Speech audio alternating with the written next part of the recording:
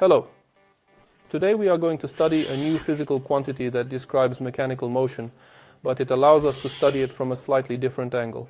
This quantity is called momentum, and it will show us directly the amount of motion.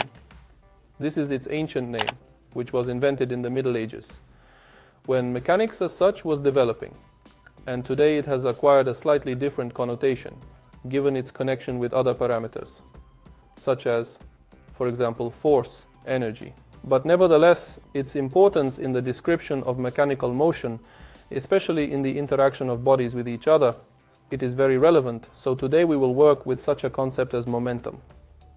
And the first thing is, of course, to introduce the designation of this value. So momentum is denoted by the letter P, and by definition it is the product of the mass of a body by its velocity. And in this case, if we say that the velocity and magnitude are vector, then of course the momentum itself will also have its own direction, and the same as the velocity of this body. This will lead us to the fact that we will have to calculate this parameter as a vector quantity when it is necessary to add or subtract, to use the rules of addition or subtraction of vectors. What is this quantity measured in? It's quite simple.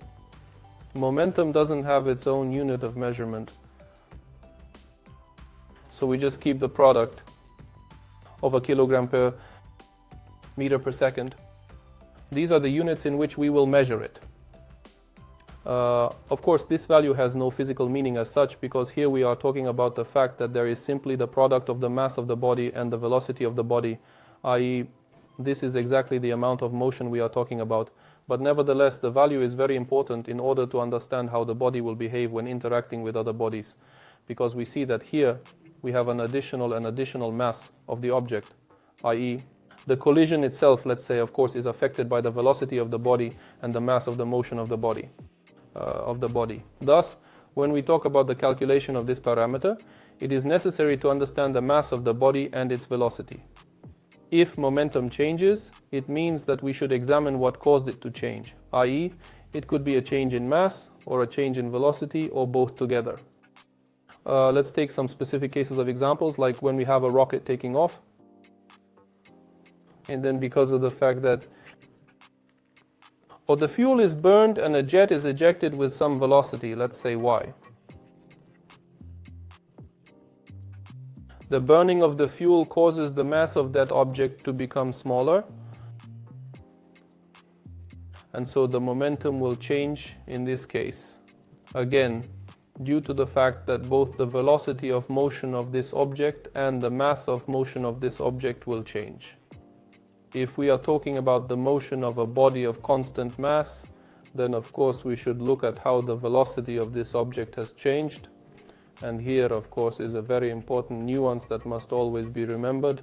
When we talk about the change of momentum, we must understand how the momentum vector has changed, because we must calculate the changes of the vector. Suppose we had a situation like this. A body was falling down with some velocity v, which this body had before the impact, and after the impact it remained lying on this surface.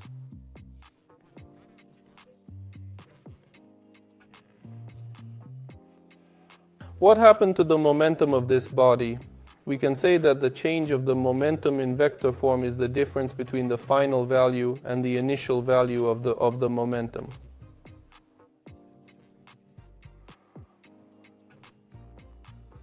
What is the final value equal here? Obviously, it is equal to 0. And the initial value, we have some product of mass by the initial velocity of this motion. So it turns out that the change in momentum of this body is minus the mass times the velocity of this motion. In this case, the sign will show that the momentum has decreased. This is in case the body does not move anywhere after the impact. For example, it could be a plasticine ball that fell to the floor and remained lying on it. But what will happen if not a plasticine ball but a rubber ball falls on the same floor? That is, you and I understand very well that such a material will allow the ball to bounce from this surface. And let's say that it bounces at a certain velocity off the surface. It may be equal to the velocity with which it hit it, or it may have changed because there are still some losses in the impact. But that's not very important. The most important thing now is how to calculate the changes of momentum in this situation. Of course, here we must say that now our task is to calculate the final momentum and the initial momentum. That is, let's calculate their difference. If we now translate this equation into the language of scalar quantities, then it is important to choose the direction along which we will work with you. That is, take it as a positive direction. Let's assume that this will be the direction y is directed upwards, and then the change of momentum along the y-axis will be equal. We see that the final value of momentum has a positive projection because the direction of velocity coincides with the direction of this axis. Then we get mass multiplied by velocity final and with a plus sign. Further, we subtract the initial value of momentum. But here we see that it will have a projection with a minus sign, so this minus we must necessarily take into account. And then what we get with you is that the vector difference turns into a scalar sum. So this nuance allows us to correctly calculate the changes of momentum at collisions of different bodies and correctly get the answer in the proposed problem. If, for example, the final and initial velocities are the same, then we see that the change of momentum will be equal to twice the momentum before the impact. This is what happens when the impact on some surface is absolutely elastic, i.e., the body before the impact and after the impact has the same velocity. So in this case, it should be taken into account when calculating such interactions. Also, a very important quantity is the product of the force acting on the body by the time of its action. And why is this parameter very important? As it turns out, the momentum changes due to the fact that some force acts on the body. In these situations, we have seen that the change of momentum occurred because there was a force of interaction of the body with some surface. It could be, let's say, a floor. And the action of this force for some time leads to the fact that the momentum of this body changes. So according to Newton's second law, in this form of writing, the product of the force over the time of its action will determine the change in the momentum of this body. And by definition, the product of the force over the time of its action is called the momentum of the force.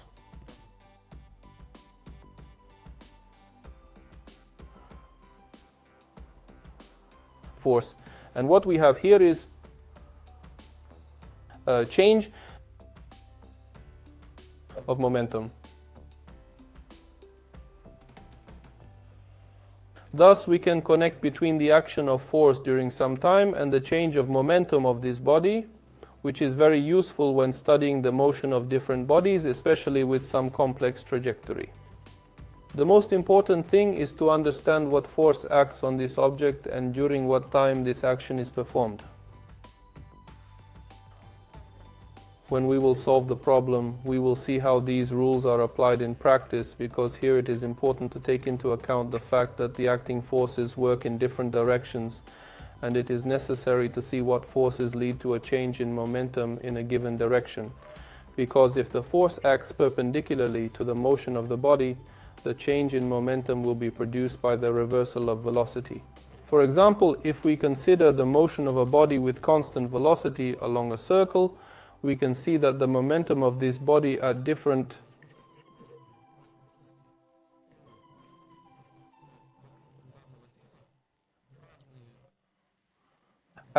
times. Because if you look at the initial momentum at point A and the momentum at point B,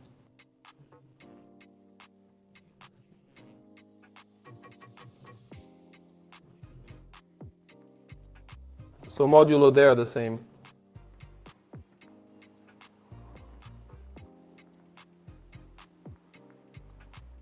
Because the mass of the body and the velocity of the body remain the same. but we understand perfectly well that the vector of the initial momentum and the final momentum will be different because they are located in different directions. Therefore, if we calculate the change of the given momentum, then of course we will have to subtract the initial momentum from the final momentum. That is, we must produce the difference of vectors, calculate it. And due to this, we get certain constructions which will allow us to calculate the value that will determine their difference.